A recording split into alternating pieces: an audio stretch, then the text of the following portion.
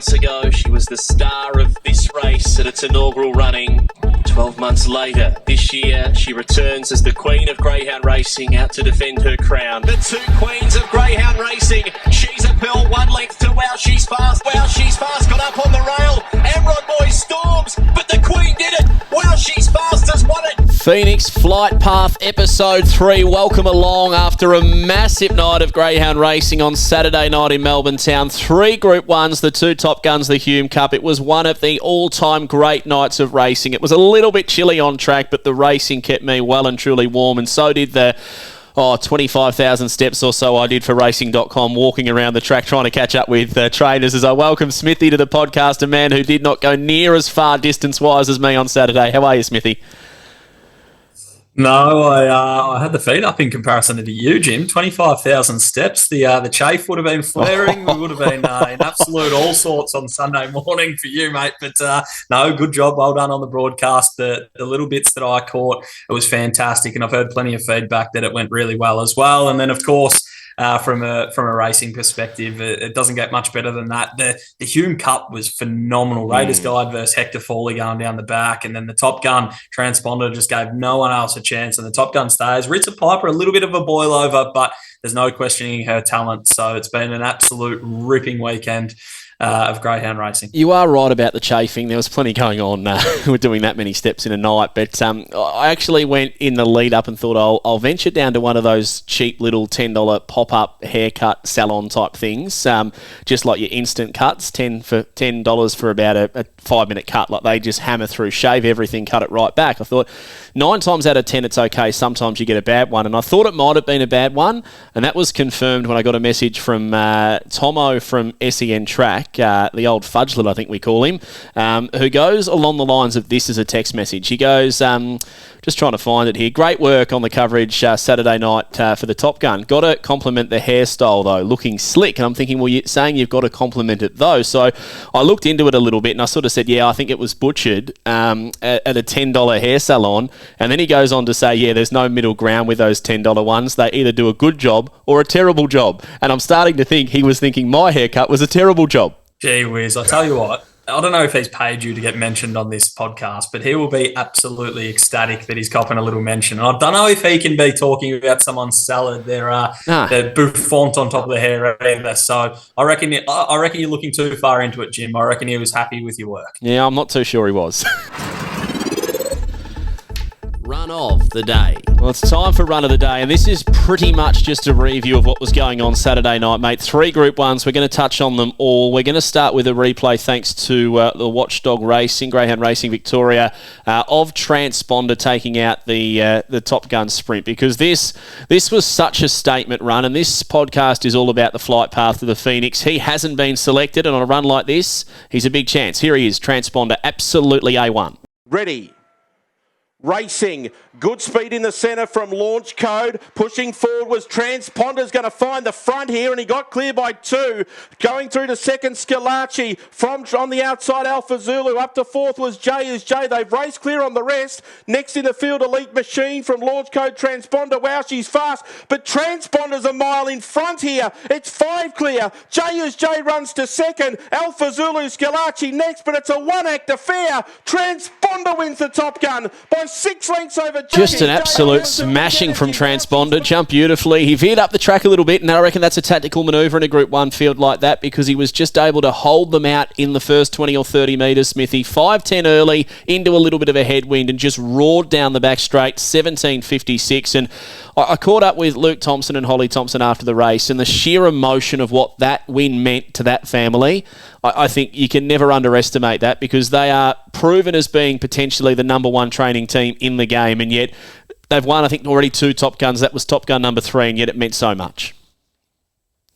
Yeah, it's always good to see that when someone gets a little bit emotional, to be honest, Jim, because you can see how much it means, and races like the Top Gun mean an incredible amount, and you saw firsthand what kind of Holly was like directly after the race, and Luke had to take the reins on the interview, but It's pretty special to see that sort of thing. And the performance was unbelievable. I think everyone, you and I included, probably saw him as the second stringer for the Thompson Kennel. And the way that he went about it was just unbelievable, really. He just put him away. It's such a high quality field and he just flogged them. You know, when the horses come back from a race, the jockeys normally give sort of a one-liner as to what they made of the run. I reckon we do that for every single runner in this race, starting with the runners-up. Jay, nothing wrong with that run. Absolutely nothing wrong with that. He'll stay in Melbourne now and have a crack at the Melbourne Cup. Phenomenal. He just needs to jump a little bit better if he comes back for the Phoenix. Alpha Zulu, what did you make of his run? I thought he was just a little bit unlucky, couldn't quite clear Schillaci early, and it just put him back in an awkward place, and Transponder got the fly on him. But again, I don't think he'll lose any admiration whatsoever. No, he's not losing any admirers from that run. He just didn't exactly nail the start like he needs to in this sort of quality of race. Schillaci, interesting runner. He was overhauled, but I just felt like nothing really went right for him, and he's going to take huge benefit out of that. That was his first ever race at the Meadows. To do it in a Top Gun to run fourth, I think he can walk away with his head held high, knowing that there's going to be a lot of improvement to come before now and a month away from the Phoenix, which is now effectively one of his ultimate goals. Yeah, he actually ran a really good race, if you ask me, to be honest, Jim. And in that sort of quality, as you said, you can't afford to get anything wrong. And he just didn't exactly nail it and run those sectionals that we know he can run and that he needs to run in this field. Similar to Alpha Zulu, I think both of them run really nice races without getting the best out of themselves. I reckon this next dog was almost the run of the race.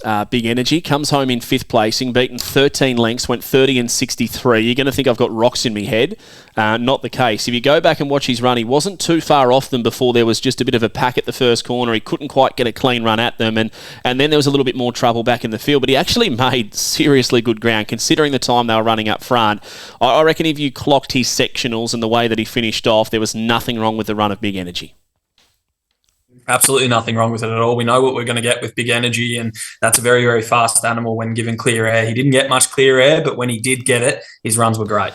What do you say about, wow, she's fast? Like, she just had no luck at all. It was an awkward draw for her first up in a Top Gun, but I've heard some rumours sort of spinning around that might have been her last start. I'm sort of hopeful that it's not going to be her last start. I'd love to see her go out on top, but just nothing went right for her. And yet, if you go back and just watch the last 50 metres, the way she put away Launch Code and Elite Machine was actually quite impressive.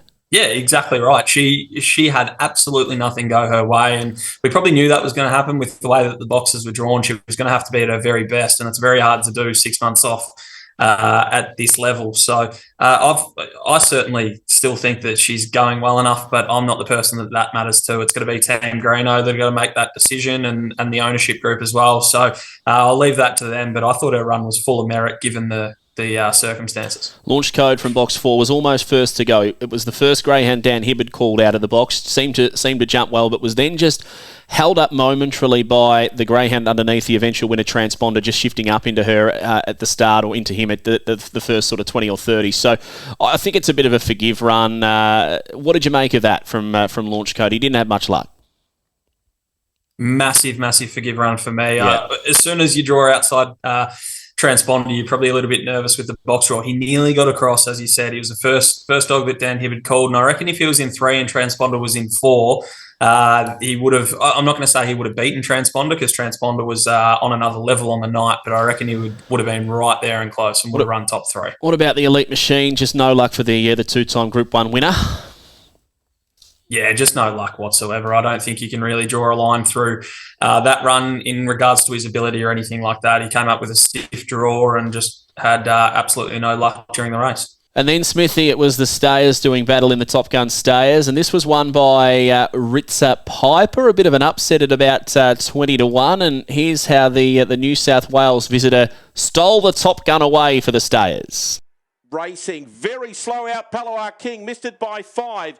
Quarter began well. Speed from Ritza Piper. They get clear early. Out there was Zipping Vanessa. Valpolicella railing through now. Getting it going was Palawa King to midfield. Past Like Wildfire. Next in the field, Zipping Vanessa. Zohar Bale and Moraine Susie's at the rear. Now they start to pack up. It's quarter out in front. After it in second was Ritza Piper. Third was Valpolicella. Palawa King close enough. So's Like Wildfire. And he's looping the field. They pack right up. Closing in was Zohar Bale to the turn. Ritzer Piper took the lead. Palawa King tries to follow it through, but Ritzer raced away. Ritzer Piper's going to win the Top Gun. Ritzer Piper beat Moraine Susie. Photo third. Zohar Bale third. So there it is, Ritzer Piper for Joey Skerry from New South Wales. An upset result, but just got the right run at the right time underneath of quarter. Pushed through that gap, came away. Moraine Susie, what a run from her in second placing, trying to go back-to-back in the Top Gun, and she got bloody close to doing it too. She certainly did. You said about the Top Gun that Big Energy finishing fifth might have been the run of the race. Well, I would say Moraine Susie's the run of the race in the Top Gun stayers because she was phenomenal. Ritzer Piper, yes, she got some breaks when she needed to get them, but she was a phenomenal performance as well. You've got to be at the top of your game to be winning a race like that, and she certainly was. Palawa King, the next of the beaten brigade into third placing. Like he can do some bad things at box fries, but my goodness, he stuffed that one up a beauty, didn't he? I haven't seen him begin that bad in a 700 before, not for a long time. He still nearly won the race. I know. Like if you go back and watch it, there was a point in the race where I thought he's still going to win this, but I think he heard that my punters punting club was on him, Jim, and he just said, "I'm going to come out 5-6 lengths last and make it real hard for Smithy." But he was a phenomenal run, and I don't think there's any admirers lost of Palawa King. He just got it wrong at the start, and I think that'll weigh down a lot of dogs. The punters punting club with C. Smith from the Meadows on board. It has for a long time. Oh mate, people just cringe when they find out you're on board. Now this next one was the Hume Cup Group 1 level. I had the pleasure of just sort of standing maybe a metre beside Lisa Cockrell in the back corner of the starting arena there, or starting shed behind the boxes, and as soon as he got to second outside of Raiders Guide, I thought he was home, and it was nice to just sit there, and I actually probably watched her more than I watched the race, just to see what she would do, knowing she's about to win her first Group 1. Here's how the race played out, and then we'll continue on that chat in regards to Hector Fawley and trainer Lisa Cockrell. Set. Racing. Slow to go there, Hector Fawley, and also Rip and Grace. Trying to drive through was Raiders Guide, and way out deep, Hector Fawley's looping them. Raiders Guide's going to lead Hector Fawley out of the straight. Multi-Mat up to third. Fourth was Aston Luciano across. Then came Kai Bale. They got clear on Ailey Bale Responder. And last of all, Rip and Grace. Down the pack, it's Raiders Guide. Hector Fawley's got an inside run, and he drives through. Around the out-turn they come. Multi-Mat was third, but Hector took the lead. Raiders Guide can't go with him. Here is the best deserved Group 1 ever. Hector Fawley does it in the Hume Cup, and he beat Raiders Guide. They were pedals in front of Multi-Mat, who's run third.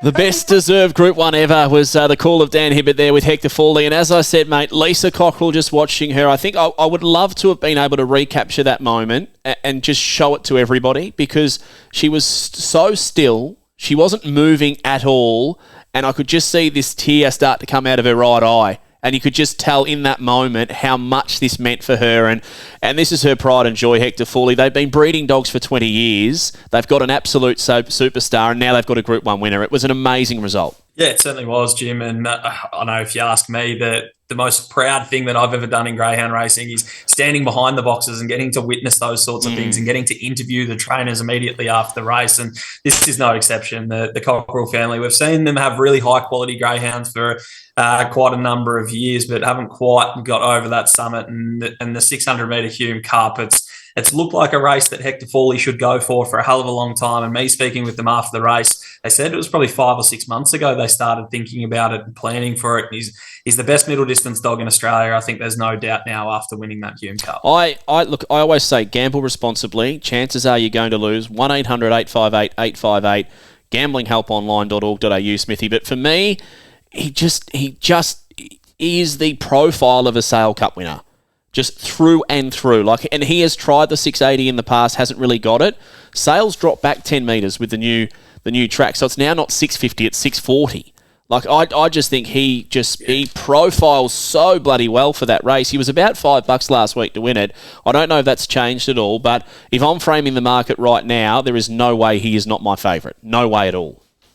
Yeah, 100%. I'm with you. He's got to be a very firm favourite in my opinion. And Raiders Guide was phenomenal too in second. His run, I know he had box one and Hector Foley had to overcome the tough draw, but Raiders Guide was phenomenal as well. When they were going toe to toe down that back straight, I was just I was getting goosebumps, to be honest. It was absolutely phenomenal, and I reckon those two probably both profile well enough to go to a Sale Cup if the Tasmanians want to come back. But Hector Foley, he's just an absolute out and out star. And I think the Tasmanians have really done themselves proud in the last couple of weeks. I think we underrate them. There's no doubt about that, and they have held their head up high with a second placing there with Raiders Guide. We are about to catch up with Ryan Stanaway in just a moment, the GM of ownership and participation at Entain Australia. But before we do that, Smithy, we're going to do Phoenix Seeds, and then we're going to pose a question for the listeners to have their chance to win some Phoenix goods, which I love giving away. So we're going to get into Phoenix Seeds now, and there's a little bit been going on in the last 7 days. A couple of changes to my power rankings, as we're calling them, Smithy. But before we do, there's been a little bit off the socials in regards to this. Graham by the name of Zipping Megatron has got a little bit of a mention. What do you make of him? He's an absolute freak. He on his debut run at Wentworth Park, as a general rule, your Group 1 dogs go 540, 550 around that for those that are listening. He went 595 or something ridiculous at his debut run and then still managed to break 30 seconds. So you could see the sort of engine that's there, and whether he does everything right or not at this early stage of his career, he's got to put it all together. But since then, he's been phenomenal, and he's a very, very fast dog. And I actually had a chat to Jason Magri when I was up there for the $1 Million Chase, and he has a big opinion of this greyhound, and it'd be a brave person to pick him, having not travelled down to Melbourne, having not seen the track, but his talent is undeniable. I like that. Something a little bit left of centre. The other one that springs to mind now is Flying Zulu, who I think took the next step at Sandown Park last week.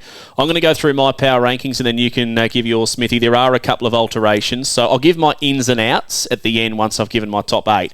1 Postman Pat, 2 Alpha Zulu, 3 Schillaci, all locked away. 4, I'm still holding up Big Energy, high up the list. I think his run was good in the Top Gun. 5, here's the new entrant, skipping up the order quickly. Flying Zulu, the youngster, brother of Alpha Zulu, goes in at number 5 for me. 6, I've still got J/Bears Bullet, depending on whether or not J goes back for the flame race. 7, the other in for me is Transponder. And I've still got Morton sitting at 8, but right on the brink. There's a couple pressing there. So my outs for this week, or my ins, I've gone with Flying Zulu coming in, Transponder, the other greyhound that's gone in, and I've said, wow, she's fast out, which it hurts me to say. And Launch Code did nothing wrong in the Top Gun, but I just wanted to make space for the winner, Transponder. To be honest, I like all your reasonings, Jim. And I actually did. Someone gave you a little bit of a clip before they listened to the podcast. They said, why is Jim getting splinters? Why is he sitting on the fence with the Bears Bullet thing? So I did you a little bit dirty with the social tile. So I apologise for that. But it does make a lot of sense. And there is 2 changes for me as well. Obviously, we've got Postman Pat, Alpha Zulu, Schillaci, all locked in, as you said. I've put J up to 4th. I think this greyhound now, I had him in as the Queensland dog, that he'd head back for the Queensland Flame, and that's how he'd find his way into a Phoenix. I think he's, after that run in the Top Gun, he's been opened up, and he can be taken by any of the available slot holders because his run was fantastic from box number 8. He's not nailing the start yet, but if he can jump a little bit better in a Phoenix, he's a very fast dog, as we know, and I think he would have got plenty of admirers out of that run. I've left Wow She's Fast in there for 5, mainly because of the respect I have for her and the fact that Sportsbet is still one of the slot holders, and I still think she'd be there for first choice if she's still fit. Transponder's gone up into 6th for me, and then I've got Morton and Flying Zulu. So Team Thompson, in my power rankings, and I think in yours as well, have 4 representatives of the 8, which is just it just goes to show how bloody good their kennel is at the moment. But that's how I'm having it. Postman Pat, Alpha Zulu, Schillaci, J, Wow She's Fast, Transponder, Morton, and Flying Zulu. So Pass the Buck and Launch Code have come out. They're probably sitting in the 9 and 10 positions at the moment, mainly because I just haven't seen Pass the Buck. And then Launch Code, I think he's the stiff one. I actually think he had a really good Top Gun run. It just was completely luckless. So he could come back in. Who knows? What do they need to do? Like, what does Launch Code or Pass the Buck need to do right now for you to put them back in? It's all about the first sectional for me, Jim. Yep. I want to see them go 5 dead at one of the city tracks. They do that, I reckon they're probably going to jump in, maybe ahead of a Morton, maybe ahead of a Flying Zulu, who are my 7th and 8th seeds at the moment. But it's all about that first sectional. I think that's all important. Maybe a dog like Transponder gets nudged up a couple, not because he's the Top Gun winner, but because the way the box draw is done, where he can handle box 8, he can handle box 6, box 7. So the pick a box thing sort of suits Transponder as well. But low 5-second sectionals, that's what I'd want to see if I'm picking a Phoenix slot. On now to the lucky winner from our question posed last week, Smithy. We posed the question effectively, who is a little bit left of centre that could be chosen for the Phoenix that hasn't been in our power rankings, and we had a couple, and there's two that I've sort of separated from the rest. One is Matty Field, who's an avid listener of the podcast, and if we don't give it to him here, we want him to keep on doing what he's doing, because we do want to give him something. He said Flying Zulu's a star, flying around Sandown Park, brother to Alpha Zulu. So I like that. The winner, though, I've gone is Josh Moody off Facebook, off Green Light On's Facebook page. I believe Gary Stanaway could be a contender for the Phoenix. I believe he's amongst ownership, but that's okay. Has broken 30 seconds on more than 5 occasions at the Meadows. Ran second to Postman Pat in 29.70. Was within 1.5 lengths of the track record first split, running 8.85 early, and has ran multiple 5.07s early from the 5.25. He was overlooked for the Top Gun, and he does his best racing at the Meadows. I don't mind that from Josh Moody. Hence, I'm going to award him with the Phoenix hoodie. Have you got any problems there? No, absolutely no problems at all. I'm a massive fan of Gary Stanaway. We've spoken about him plenty of times on the Green Light On podcast over the years, particularly his name. But yeah, he's an out and out Meadows dog, and it wouldn't run a bad race. I don't know if he'd go in as one of the winning chances. He'd probably be one of the rougher ones if he found his way into a Phoenix, but he would run himself a really, really nice race, I'd imagine. He just seems to do that at the Meadows. Well, congrats to Josh, who's just scored himself a Phoenix hoodie. The question for this week, you can either jump on the socials, do it through Spotify, or even just jump on the MGRA socials, the Meadows, and make sure you answer this question. It is, who was your favourite Group 1 winner from Saturday night and why? So it's pretty simple. For me, it would probably be Hector Fawley, because I just think he absolutely deserved that. So you could almost take that word from word out of my mouth, but I'd like if you put your own little spiel on that, Smithy. But who was your favourite Group 1 winner from last Saturday night, mate? Did you enjoy the Hume Cup as well, or were you a little bit left of centre?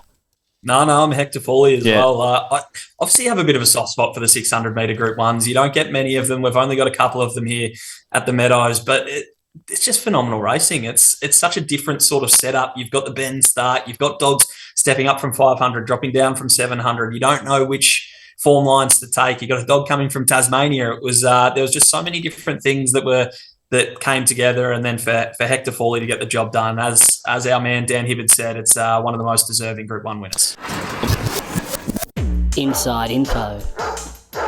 Well, it's a little bit of a different look inside info this time around. We're joined by a very, very, very special guest in the lead up to the Phoenix, Ryan Stanaway, General Manager of Ownership and Participation at Entain Australia, is on the line ready for a chat. And I tell you what, this man is way, way, way too overqualified to be having a chat to us boys on the Green Light On podcast. Hello to you, Ryan. Thanks for your time, mate. Thank you, James. Very, very, very privileged. Thank you. Really excited to have you on, because there's been some big news in the last couple of days with Ladbrokes in regards to the Phoenix. But just before we get to that, mate, I'd like to touch on how much content Ladbrokes, Entain, Neds are producing at the moment through their socials, really getting behind and promoting the racing codes, all 3 racing codes.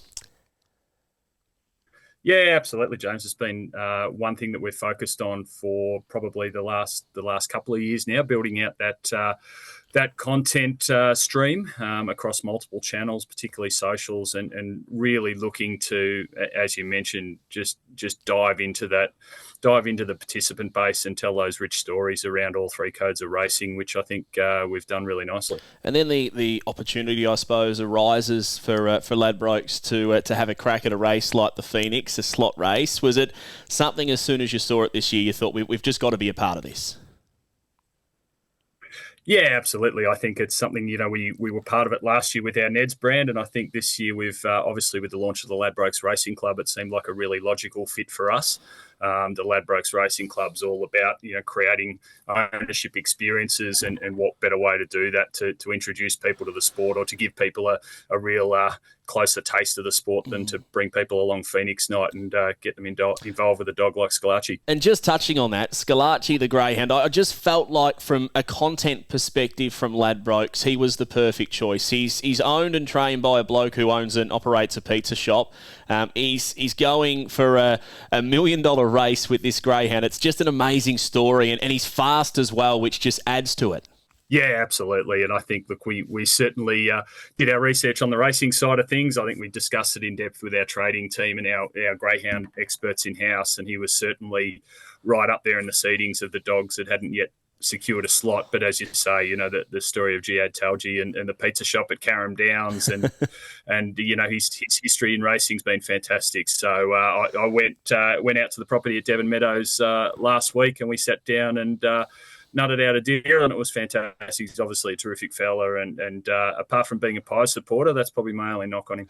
Well, you're speaking to a couple of Pies supporters here, Ryan, so don't get too nice and mean on us, because we are the reigning champs. But you did touch on an important point. Last year, Entain was involved with the Neds brand, which at the time was absolutely booming greyhound racing. I'm sure it's doing the same as well, but you've transitioned this year, and it's the same people behind the scenes, but it's a bit of a different look with the Ladbrokes Racing Club, including you driving that as well. Can you tell us a little bit more about the racing club and why you decided to select this brand as part of Entain Australia's slot for the Phoenix? Yeah, well, the Ladbrokes Racing Club is something that we launched earlier this year. We've currently got about 17,000 account holders who have opted in to join the Ladbrokes Racing Club, and it's all about providing, I guess, an ownership experience to those customers across all three codes of racing, and the number one thing behind it is really about supporting industry. And if we can help to develop the next generation of owners by giving people that experience, then that's fantastic. It's a deeper engagement with the sport. And for us, we've provided ownership experiences for over 1,000 customers to date through the racing club. We've obviously got a number running around in our own stable and kennel. We've been fortunate enough through the racing club to have a Group 1 winner in Zipping Remus of the Ladbrokes Vic Peters Classic. But, I think that it was really the logical fit for us when it came to the Phoenix, in terms of being able to create that, hopefully create that fantastic on-course experience to rival our blue counterparts who have won the last couple of years. So hopefully it can be a red night on the 16th of December. Well, you talk about a red night. You will have a nice on-course activation on the night with plenty of people there as well. Can you tell us a little bit how you get involved, firstly in the racing club, but how potentially you might be able to come on the night? Yeah, effectively for those account holders, they have the opportunity to enter into a race night ballot, and we'll draw the winners to that, and they'll enjoy an owner experience on the night. And it'll just be as you'd expect with a night like the Phoenix. We'll create some fantastic atmosphere with those customers on course, and particularly when we're partnering with a dog like Schillaci, that opportunity to get nice and close to the participants and experience it is first and foremost in what we're trying to achieve. And you obviously, you said you have 17,000 members, which is absolutely phenomenal. And I know from an internal perspective here at the Meadows, we get calls nearly every week about how do you get into syndication. It's not the easiest thing of all time to do. I know thoroughbreds, and to a lesser extent the trots as well, it might be a little bit simpler. Plenty of syndication companies out there. But if you want someone to get involved in the racing club, can you just tell us a little bit about how exciting it is on course to be here when you're running for something like $1 million Phoenix? There's probably not much better of a feeling from the owners, and you'd be firsthand knowing that with the on-course sort of stuff that you do.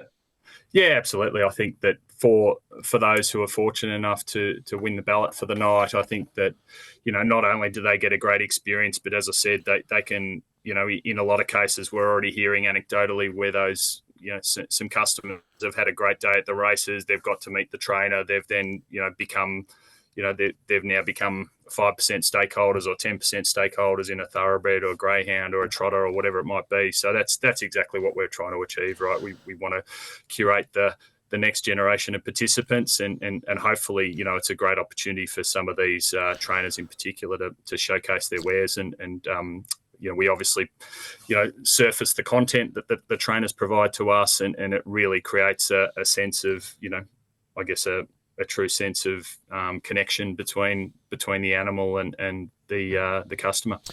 I tell you now, I don't want to know the nitty-gritty. I know this would probably be confidential, Ryan, when it comes down to the contract for the Phoenix, but I've sort of just got a little vision in my mind of this pizza shop in Carrum Downs. If you pair up with Schillaci and win the Phoenix, that it might end up with a little bit of red Ladbrokes signage on it. Was that part of the deal or not? Well, I'm not sure about that, but I must say I had a strong allegiance to Schillaci. I was obviously a boy of the 90s growing up with racing and loved the flying grey and the thoroughbred code. So Gia Telgi and I certainly reminisced about the 90s race day, and look, we'd love to. I know one of our ambassadors or soon-to-be ambassadors, Damien Oliver, is riding his last race over in WA on Phoenix night, and he was a six-time winner on a Group 1 winner on Schillaci as a jockey. So there might be a nice little content angle there potentially. I reckon for sure, mate, and I can at least see a pizza named the Ladbrokes Schillaci Special. Hey, we really appreciate your time coming on the podcast. It's such an exciting time for Entain to partner up with Schillaci, head to the Phoenix, one of the great races, and I love that little bit of a competitive edge you guys have too. The red v the blue trying to clean up in the Phoenix. We wish you well, mate, in the next couple of weeks, and thanks so much for your time on the podcast. Terrific. Thanks, James. Thanks, Corey.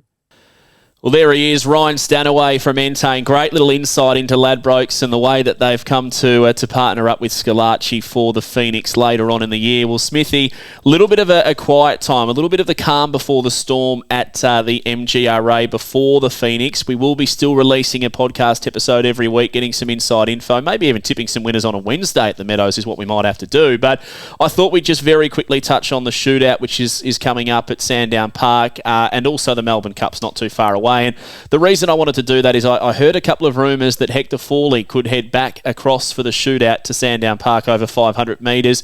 What do you make of that, and who do you like for the Melbourne Cup are my two questions.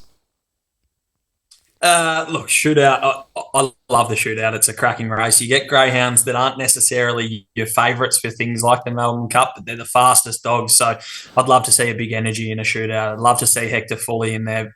Victor Damien was phenomenal on Sunday. So there's so many different ways to pick a shootout, and I'm really excited to see what it is. My Melbourne Cup tip, I'm staying with Postman Pat. I've been with him for a very long time.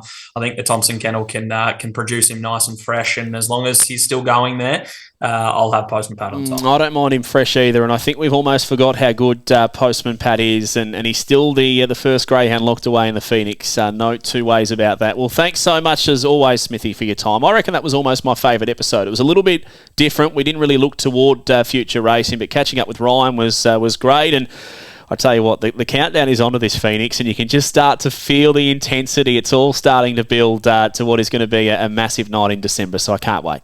Certainly is, Jim. I've got the nice Phoenix hoodie on for those that are going to watch us on YouTube, but we're selling them at the club as well. I don't know what price we're putting on them. We should probably put more, but we'll sell them nice and cheap. So if anyone wants to buy them and rep the Phoenix merch, either try and answer the questions and win them yourself, or come and buy one at the club. Love your work, Smithy. Can you wrap the show for me this time? Well, I'll use your line, Jim. Thank you, everyone, for listening to the Green Light on Phoenix Flight Path. Until next time, safe travels. Happy punting. What are you really gambling with? For free and confidential support, call 1-800-858-858 or visit gamblinghelponline.org.au.